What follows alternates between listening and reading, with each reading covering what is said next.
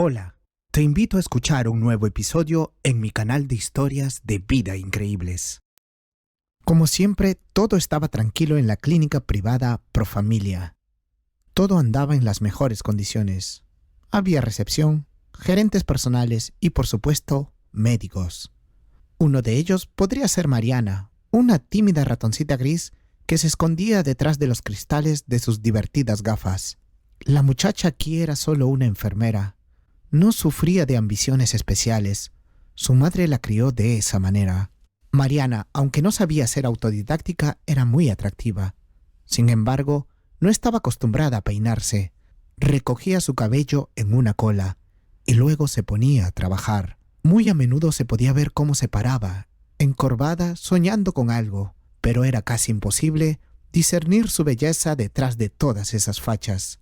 Y ella misma no se apreciaba a sí misma.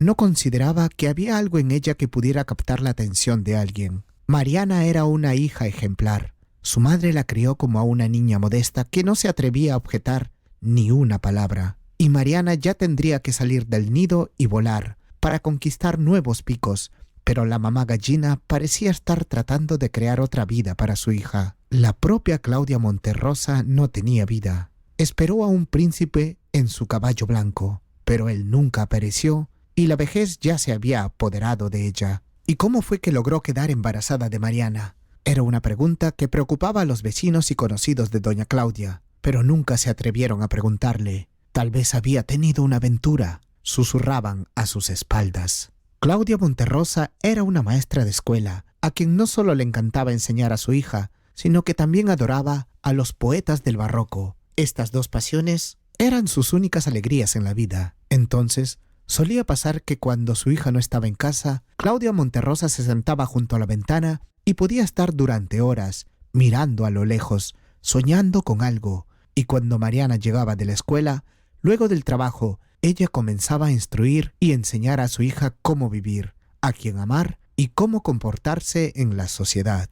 ¿Cuántas veces la pobre niña se encontró bajo la presión de los desafortunados ideales de otra persona? Una niña debería ser así. Una niña debería ser asá. Los hombres son casi todos unos mentirosos, y solo uno, el único amor, camina a algún lado y llegará pronto a tu vida. Como Mariana fue criada con severidad, no se atrevía a discutir con su madre, y la vida de la niña se desarrolló precisamente bajo el yugo de estas enseñanzas. Sin embargo, a veces Mariana de repente se sentía triste y pensaba: yo era una buena estudiante, mientras que las otras niñas se reunían y se divertían, y yo, la ñoña, tengo un gran mérito, se quejaba la muchacha con añoranza. Siempre fui responsable, inteligente, en todas partes, en la escuela, incluso en el trabajo. Solo que al parecer, esto no le traía felicidad a Mariana. No había plenitud ni brillo en su vida. La única vez que Mariana decidió expresarle a su madre su deseo de ir a la escuela de medicina,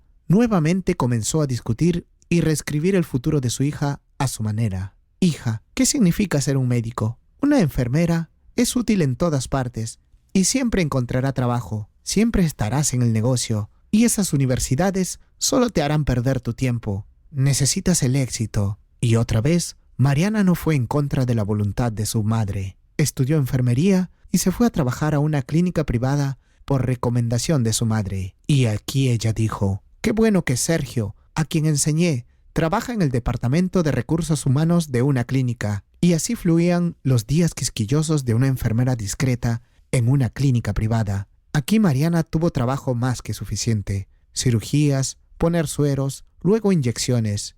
Sí, y los colegas se daban cuenta rápidamente de que Mariana era una persona sin problemas. Comenzaron a abusar de su amabilidad y dulzura, pero al imponerle deberes adicionales, no escatimaron en hablar mal de la niña en la sala de fumadores o en el comedor. Aquí hay una ratoncita que llegó a la clínica privada por las buenas o por las malas. Se burlaban a sus espaldas. Pero si solo esa fuera la dificultad, Profamilia era un lugar donde además de empleados corruptos, también estaba el hijo del médico jefe. Esa era una historia completamente diferente. Era un borracho que gracias a la mediocridad y a su papá ahora estaba en la clínica. En general, Carlos se ponía a trabajar solo por apantallar y por supuesto por un salario bastante alto a fin de mes. Sin embargo, Era posible que Carlos no tuviera un campo profesional especial, ya que parecía estar cumpliendo su condena aquí. Y sin embargo, su verdadero propósito eran las tabernas, bares y casinos. En la clínica todo el mundo lo tomaba por un bufón que solo deambulaba por las oficinas o se sentaba en el comedor, escondiendo una cantimplora debajo de la mesa y de vez en cuando tomándose unos tragos de alcohol. A Carlos no se le confiaban operaciones importantes. Él era para todos un asistente silencioso para profesionales experimentados. El vago se aburrió y, aprovechando su posición, empezó a juntarse con compañías por la noche para ganar mucho dinero. Persuadiendo a la siguiente enfermera para que bebiera, siguió repitiendo la frase trillada: «No tengas miedo, la noche es el momento para relajarse adecuadamente. Este no es un hospital ordinario para que alguien sea llevado en una ambulancia». La mayoría de las veces, un tono convincente y la insignia con la inscripción «cirujano» actuaban de manera convincente en los jóvenes irrazonables. Y si una no estaba de acuerdo, entonces otra lo estaría. Tenía un grupo completo de ellas. Estos alegres turnos de noche se convirtieron para Carlos en un sustituto de las tabernas y bares. Ocurrían cada vez más a menudo y el tipo se emborrachaba cada vez más. Todo iba de acuerdo con un escenario, hasta que fue perturbado por un incidente nocturno inusual. Un vagabundo de 45-50 años irrumpió en la clínica con un tipo arrojado sobre su hombro, que estaba casi delirando. Aparentemente las cosas estaban mal, porque el rostro de la víctima se veía pálido, y sus expresiones faciales reflejaban dolor y sufrimiento. El muchacho se agarraba de su lado derecho, empapado en sudor. El vagabundo se comportó con mucha confianza y, corriendo a la clínica como un tipo listo, gritó: «¡Cirujano, rápido! ¡Preparen el quirófano!». En algún momento, el personal nocturno se quedó boquiabierto, no solo por lo que estaba pasando, sino también por el hecho de que un hombre sucio en harapos y que obviamente no se había afeitado la barba en mucho tiempo, hablaba como si él mismo tuviera algo que ver con la medicina. El único cirujano de turno era Carlos, quien apareció en el pasillo unos segundos después, moviéndose con un paso apenas tambaleante. Al momento siguiente dijo algo absurdo: «Colegas, no se preocupen, estos son cólicos comunes. ¿Quién es el médico aquí? ¿Yo o este vagabundo?». Las enfermeras, que no estaban acostumbradas a pensar por sí mismas en situaciones críticas, siguiendo siempre las indicaciones de los médicos, quedaron atónitas. El sentido común les decía que este madrugador de la calle tenía razón, pero ¿cómo podían seguir ciegamente la insistencia de un desconocido que no inspiraba confianza? Parecía que no se hubieran atrevido a hacer nada si el hombre maloliente no los hubiera sacado de la postración gritando: «¿Dónde está el baño? Necesito arreglarme».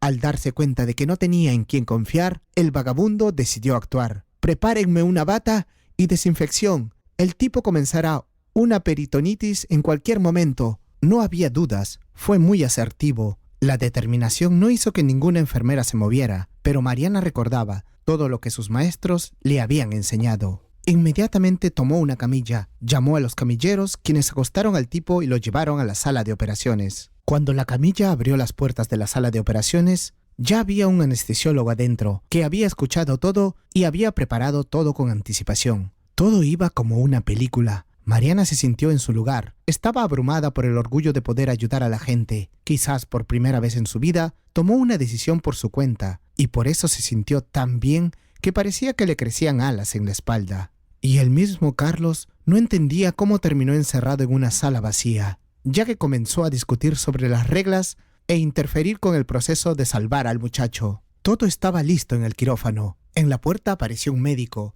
que un momento antes había sido un vagabundo común y corriente.